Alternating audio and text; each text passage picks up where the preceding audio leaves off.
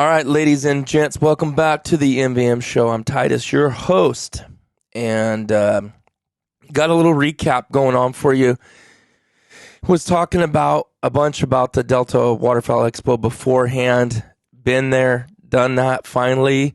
It was awesome. It was exciting. It was great to meet a bunch of people. So I was just going to recap it for you guys. Pretty much that's going to be it in this episode.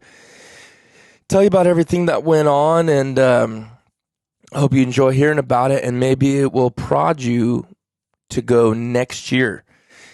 An announcement for that. I don't know if it's been made public as far as on their website or their social medias, which actually I think it was. I thought I seen a post or something Delta Waterfowl talked about. But anyways, next year it's going to be in Baton Rouge, Louisiana, and pretty cool. I liked Little Rock.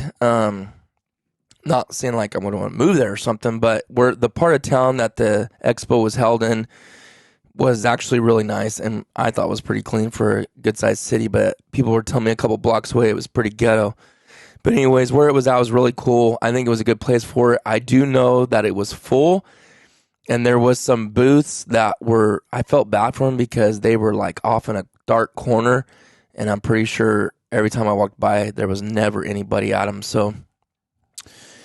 Anyways, hopefully wherever they're going to go in Baton Rouge, there's going to be more room because I know there was a lot of vendors and a lot of companies in the waterfowl industry that did not get in because they were already sold out for this year's in December of 2022. So if by any chance you're a company that's looking to get into the Delta Waterfowl Expo, I would highly suggest if you have a business, you have a guide service, I think it'd be a great place to go.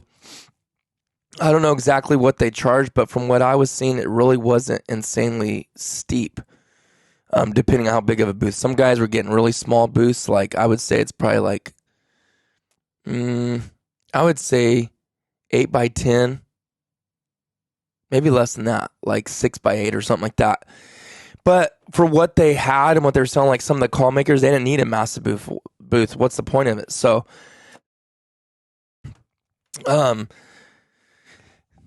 yeah, let's just start. I put a bunch of notes down, just kind of wanted to walk you guys through what it was like. Again, I would highly suggest going. I don't think you need to go for the whole 3 days. It's really like 2.5 because they start at noon on the first day. It goes to 6. Then it goes 9 to 6. And then I think it was 9 to 4 on Sunday. We were supposed to stay all 3 days, but we ended up bouncing out middle of the day on Sunday. Went ahead and got back home, got everything done that we needed to get done. So definitely don't think you got to be there all 3 days. I will tell you this, Saturday was the busiest day. Saturday was insane. Supposedly 30,000 plus people went through there. And I think overall the 3 days, I think I don't remember what they said, like 50, 60,000 people passed through. It was good. I mean, it was the second year they'd done it, and it was awesome. It was just pretty much most of every waterfowl person in the industry company was there. I didn't go to every booth. I mean, we walked past every booth. I didn't go in and talk or visit with every booth, me and Thomas. But seen them there, seen all these different booths there or whatever. So we hung out, Thomas and myself. So day one, and I'll go over who I talked to and who I met and all that stuff. But I still got this cough, sorry, but day one, we basically went, because it was slower, it was a Friday, we went around and pretty much seen every booth, just to say, okay, we've seen all the booths here, walked through every aisle, and it took a while. It took pretty much most of that day to do that.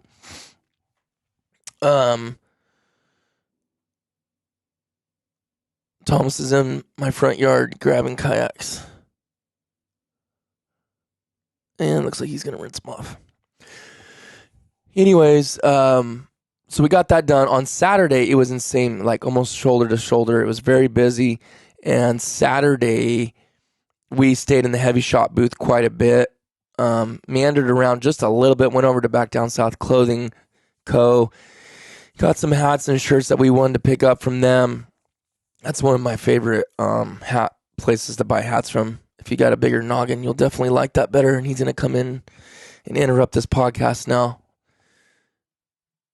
And so if I cut out and I'm talking to Thomas, don't mind me. That or he's just getting my water hose. Gotta love little brothers. That was Saturday. Really, like, just and met a lot of people. Took a lot of pictures with people, which was really cool. People recognize this. Young people, older guys, had really good conversations. Pork chop, it was nice meeting you. Everyone else, I'm probably not gonna remember your names, but met Justin Myers from PD. I'll talk about that in a second. But anyways, that all being said, I'm gonna go over now. Honestly, guys, I'm so entertained about what's going on in my front yard right now. Do you want to walk through of what I'm seeing?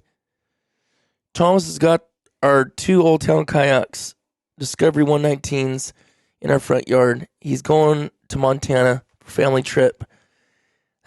And he puts them in the front yard, gonna rinse them off, and my beautiful daughter's brand new hose messed up the end where the thing screws on, bent it, so now when you put like a sprayer, connect it, it just shoots all over you. And I just got to watch Thomas get doused in water because of how bad it leaks.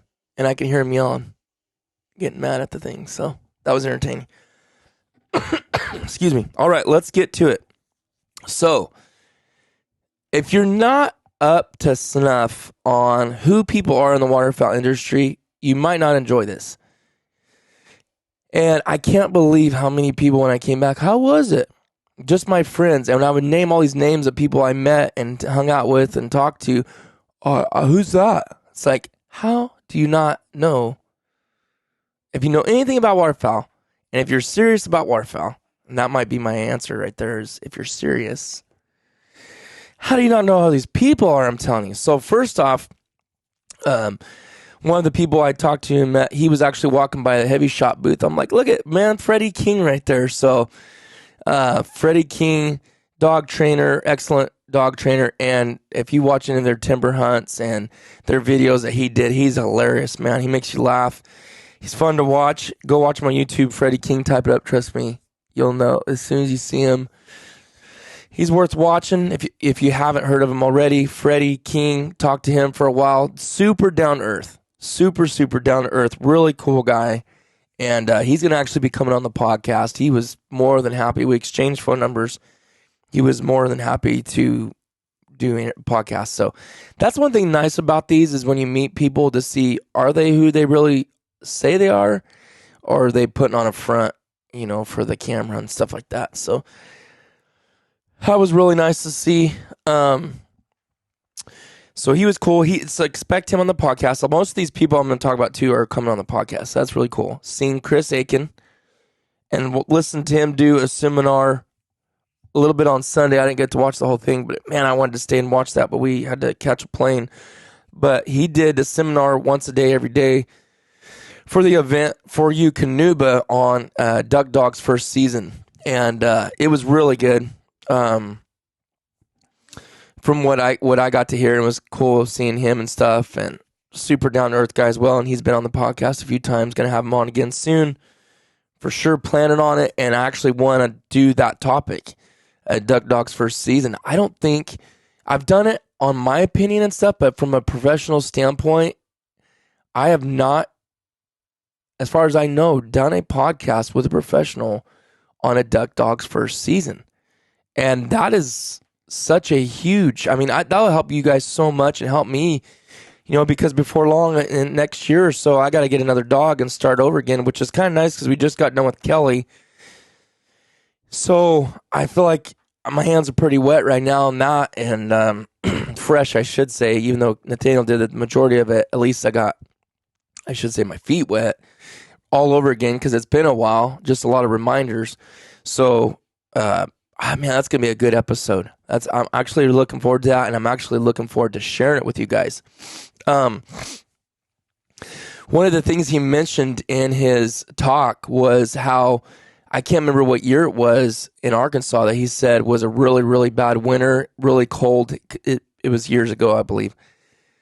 And he was talking about guys taking their 9 and 10-month-old dogs duck hunting in these horrible conditions for their first hunt, and messed up a lot of pups permanently, not only physically, but just mentally, them kind of getting to be afraid of water, be afraid of ice. Obviously, very abnormal conditions for Arkansas, but how he was saying how you could ruin a dog for life by doing that. And so, and from my own personal experience, like I said, I shot a coot before Rocky's first actual retrieve, because it was dead, basically, and we didn't have no resis. He couldn't get anywhere good to hunt opener. That coot was still alive and really went after him, which is, I mean, he's a big dog, right? Like, who cares? But as a pup, as a kid, you have a kid with a bad experience that they remember that the rest of their lives. And that's kind of what happened to Rocky. So he's not like that really much anymore with snows and with duck. He's not like that at all with ducks, but like honkers, he just not, if they're kicking around and moving around, he's not too excited to grab them. But anyways, so I'm going to have him on to talk about that. And he also mentioned another thing, how ice could really damage. You got to be careful with dogs.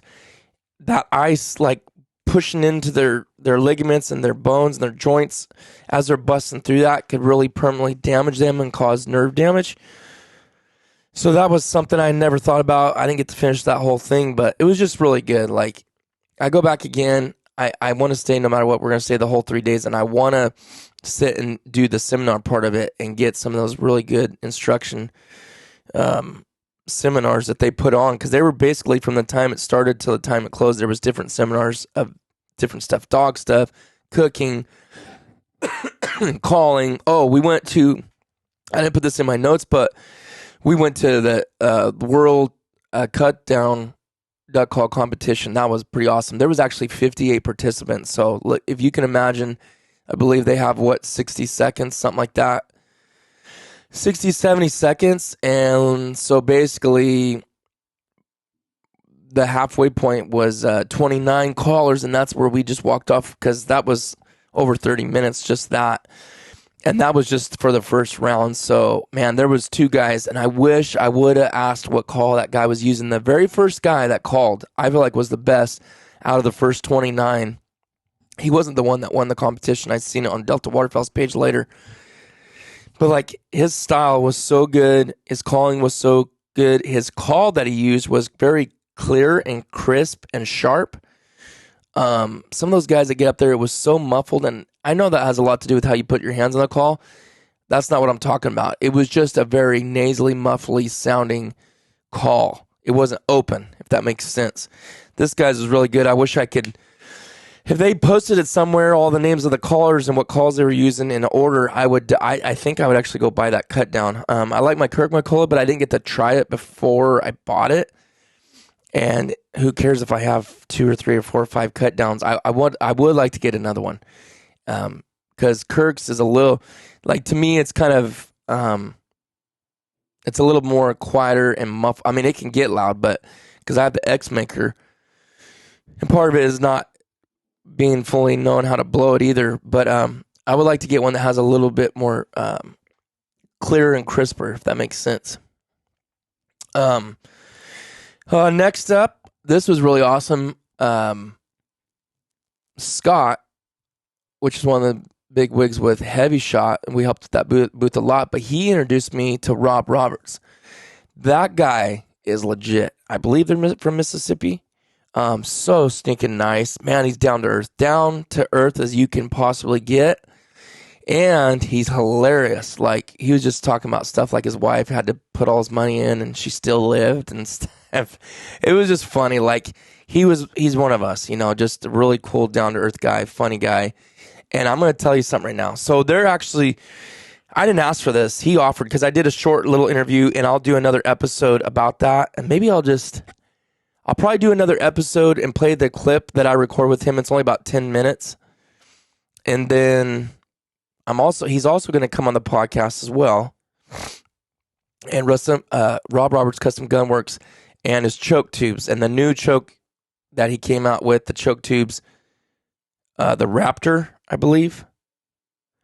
And he's got some specific for bismuth, and then he's got different varieties and stuff like that, TSS and all that for like turkey. But he's actually, I didn't even ask him to do this after we got done with the interview. He's like, man, I want to send you some chokes. And I told him kind of like, he's like, what do you do? Because he seen I was wearing the exhibitor tag. So I was with the company. And I was like, well, I'm with Heavy Shot. But I said, yeah, I have a YouTube channel and duck hunting and pattern testing, blah, blah, blah, all that stuff. And he's like, oh, I'm going to send you this choke and that choke. And what guns do you have? And I was telling him, he's like, okay, we're going to hook you up. So it kind of became friends and follow each other with their marketing guy. He actually just got a hold of me, so we're gonna be getting you guys some more pattern tests with those. I mean, I know there's more out there. I'd like to try the Mueller too, but it's like I just don't want to. If people want me to try it and send it to me, I'll do it. But I just don't really want to spend the money to spend it. That being said, about the Pattern Master Code Black Duck, there is a goose, and that is tighter. And I've thought about trying that in my 20, but let me tell you something. Real quick to get off topic of this, my 28 gauge Benelli Ethos Cordoba Best, that choke is staying in there. Well, he said he wants to send me one. I said, no, I don't need a 28 gauge. I just need a 20 gauge. And he's like, I'm going to send you 28 too. I want you to try it. And I was like, okay, whatever.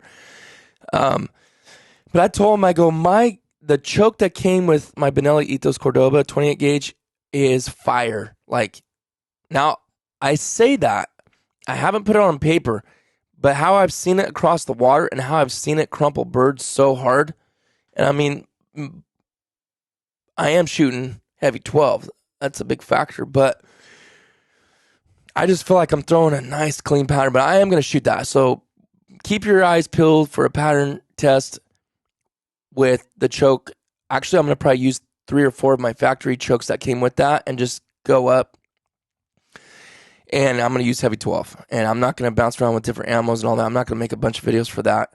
I'm just going to do it for that because I want to know for myself, plus people like watching those. So, but if he sends me that choke still like he said he was going to do, I'll throw that in there with it. I'd be curious. I'm curious to see how it does. He said it's not necessarily tighter or not necessarily way better, but he said it's more consistent than any choke he's ever tested, and he's done them all. And he's got all the computer graphics and all the stuff that goes with that and the measuring tools that it takes. So if anybody does an amazing job, he does. But what I was going to say is I don't need to change anything on my 28 gauge. It's amazing how it is. My accuracy is the best of any of my gauges. I'm happy with my Pattern Master Code Black Duck in my Browning A5. But when it comes to my 20 gauge, I do not think I'm too stoked about the choke in that one. That Pattern Master Code Black Duck. I have, again, I do believe I shot that on paper, and it just wasn't impressive to me, honestly. I'm not impressed with it right now. And this year I plan on mainly shooting heavy bismuth out of it, 3-inch 6-shot. So I think what I said, if you're going to send me chokes, I definitely would like for you to send it for my Franchi Effendi Elite 3. So that's the plan right now. And my goodness, guys, Katie Anacote has done such an amazing job. You guys got to go check him out. Very fair price and amazing job. And the engraving he does, the colors he does, it's sick. I will say this, though. I do want to, just because it's Rob Roberts, I met him, and now we know each other, and it's like I would like to send him my 20 gauge next year. He's 12 weeks out, which isn't actually that bad. I just want to get it back in time early enough as I would like to for duck season. Well, wait a minute here. August, September, October. Actually, I could get that in and back before. Huh. Now I got my own self thinking here. I'd be totally fine with not getting that back till October. I'll think about that a little bit.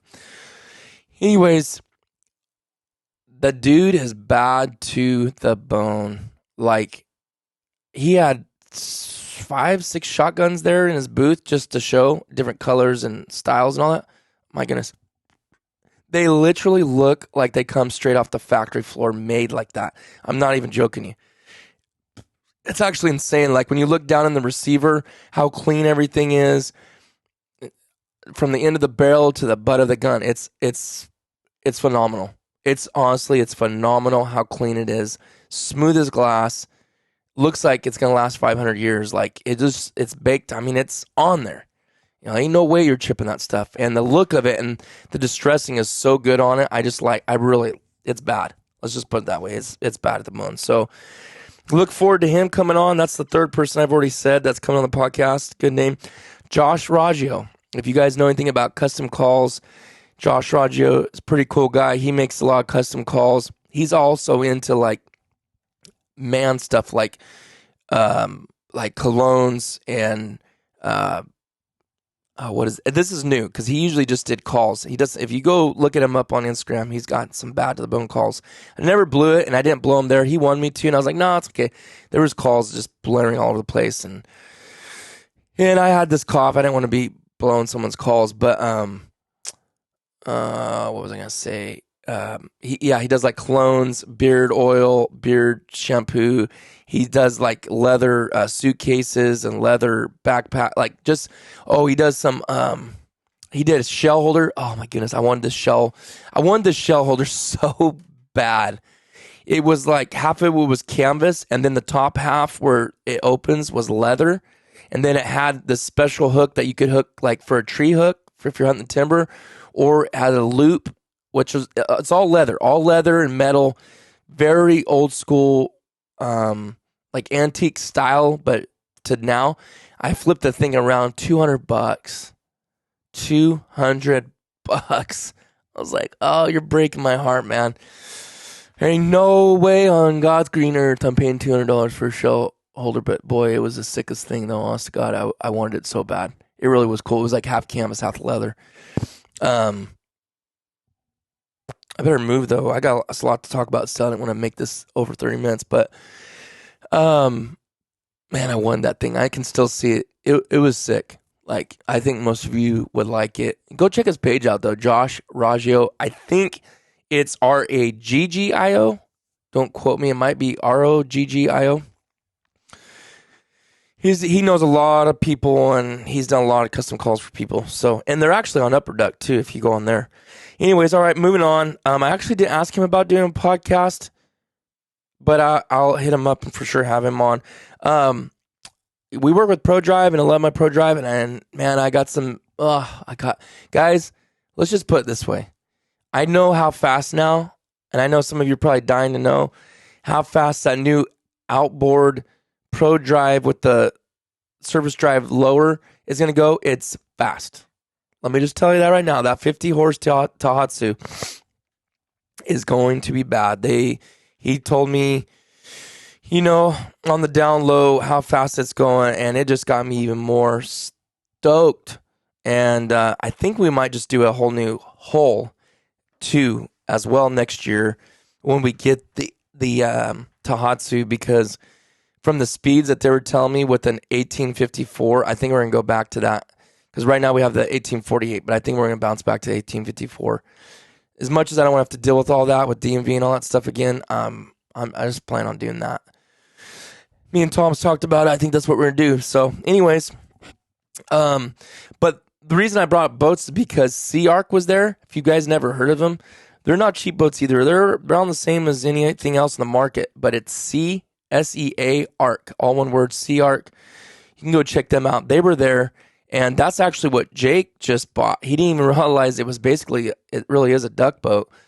And when he bought it, he's like, man, this is perfect. And I was like, dude, that's the one. And he finally got it, and it's sick. It goes about 31, 32 and it only has a 40 horse outboard on it.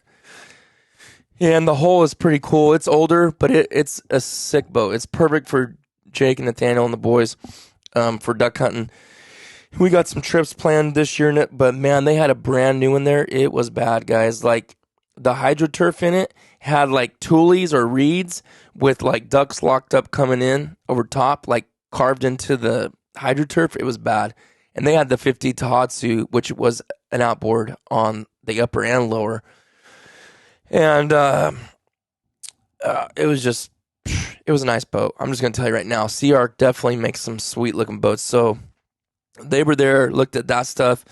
Met the guys from Gunner Kennels, super cool. Addison, the owner, wasn't there, but Met some really good, cool dudes. They're going to be coming on the podcast talking about their kennels and stuff like that. Probably some duck hunting. And hopefully we're working with them next year when I get the new pup. Totally get us outfitted and work with them. It was cool. Friday night, me and myself and Thomas, my brother, and then Thomas Hoke, which is from Hoke Outdoors or Virginia Outdoors Unlimited, as you used to be known as. Jake from Chasing Green and Joel Strickland from Surviving Duck Season all went to dinner Friday night to this barbecue place that Joel found. And we probably stayed there for a couple hours just talking about ducks and shot strings and ammo and Arkansas and his new lodge and all that stuff. It was fun. We really had a good time, and those are great dudes. Known them for a while now, but never Jake and Joel have never met in person and shook their hands. So, excuse me, it was cool to meet them. Also, shout out to my boys that took us to dinner. Me and Thomas at dinner. Bailey and oh boy, here we go. This is what I knew I was gonna do.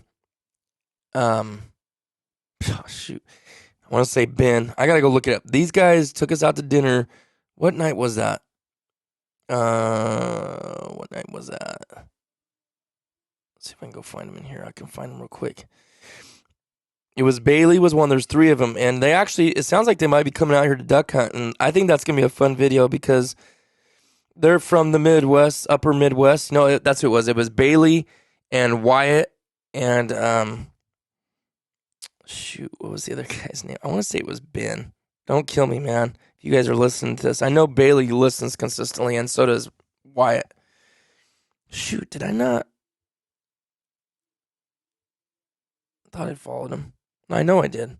Because I tagged all those dudes. Oh, I know how to find it. So, anyways, Wyatt and Bailey and the other guy, they took us, went out to dinner. They were funny, man. We just had a really good time. We talked to them almost every single day that we were there. They kept coming up to us, and then got to like, hey, man, if you guys want to come to California, they're like dead serious about it. So I believe that they're going to be coming out here to California, and we're going to give them the old tour of the taco trucks and hopefully some cinnamon till. And, if they want to make that trip out here and fly out here, we're willing to do it and take them around. So we're actually looking forward to it. I think just seeing their minds be blown with different environment and different type of hunting. They're from Indiana. So I'm kind of excited about that. Like, I think that would be fun and make a neat video. But then I'm going to get made fun of for not remembering. I got to look it up. Cannot leave him hanging. Gabe. No, that's his one brother. Elijah. That's what it was. Elijah. I was way off. I said Ben. Yeah, so Elijah. See, I thought I followed you, man. I'm sorry. I just followed you now. I don't know how. I thought I followed you already while we were eating dinner, but anyways, now I'm following you. But yeah, so we got that going on, and those guys just treat us really good. And hold on a second here. Important email. Okay. All right. Let's move on. So that's gonna be neat. Who else did we do? All right. Yeah, we finally. I talked to Bo Brooks quite a bit. If you guys know who he is, he does the elk call, and he's won the competitions and the worlds and all that. He's an insane elk caller, but he's also known in the waterfowl industry. He works for Higdon, sponsored Heavy Shot, all that. So we seen each other like, hey man, we hung out for a while, talked. We were gonna try to go to dinner and just didn't make it happen. Just I don't know. There's so many people at those things. You get sidetracked and then you just end up being at your room eating dinner and then laying around till the next day. So we hung out and talked, but we didn't like go to dinner, nothing like that. But Bo's super cool, high spun guy, down to earth. I've been trying to get him on the podcast too, but our times just never line up. He's gonna be coming on. Man, I got guys. I mean, as of right now, 1, 2, 3, 4. I'm gonna have ProDrive on 5, maybe even if it's just Justin. 6 Gunner Kennels. I'll have Jake on again, Joel. those guys. That's 8, 9 with Bo Brooks. Met Wade Shoemaker. Super down to earth again. He's been on. Have him on again. That's 9. That's 9 episodes right there of just all these people. I mean, that was a great place to go do all that. Wade's legit. Wade knows everybody. I don't know how the guy, just maybe because of photography and videography, but Wade like knows everybody. So he introduced me to people. It was pretty cool.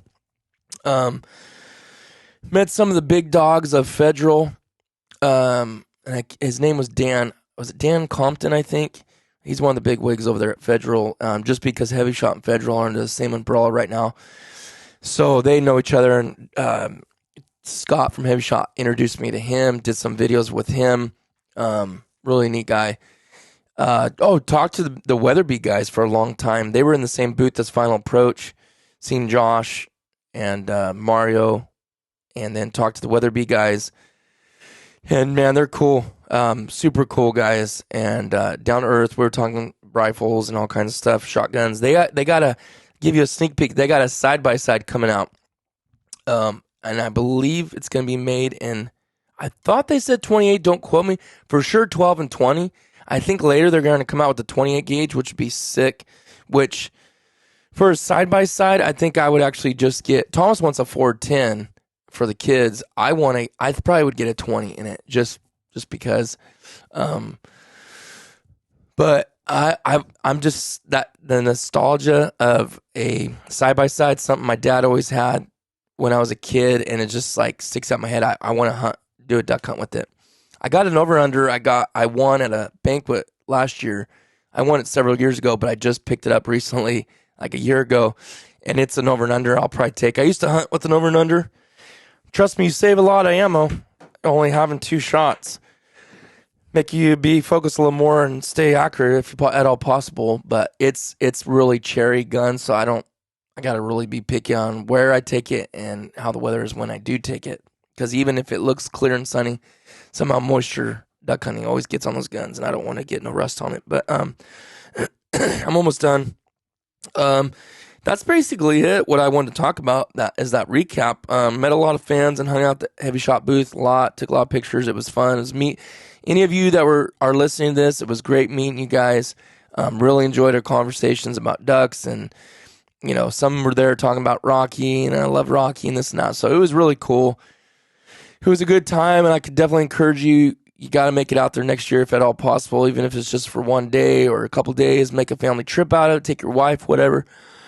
It was well worth it, and I would like to plan on doing it every year if I can. In fact, they already have the dates for next year. It's going to be July again, and it's going to be July 26, 27, and 28. So as of right now, I will be there again next year in Baton Rouge.